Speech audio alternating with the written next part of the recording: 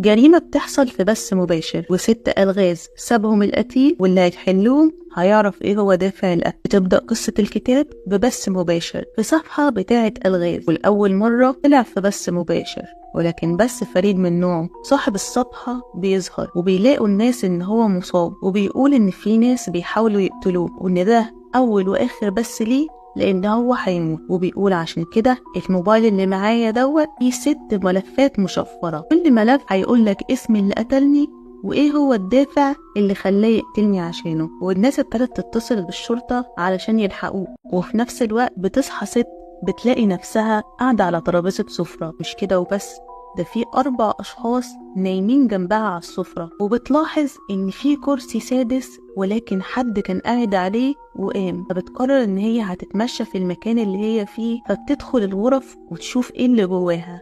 وواحدة من الغرف بتلاقي فيها شخص مقتول ومتكتف. بتجري على الباب ولكن ما بتلحقش لأن الباب بيتكسر، وبتدخل الشرطة. وبنعرف وقتها إن الأسماء اللي اتقالت في البث المباشر هي أسماء الناس اللي كانوا على الترابيزة ومتخدرين، وإن الشرطة ابتدت تدور ورا ال6 ملفات اللي سابهم الضحية. وطبعا كل ده هتلاقوه في كتاب اعترافات جثة للكاتب محمد حياة، واللي مش هتندم أبدا إن انت قريت الكتاب ده.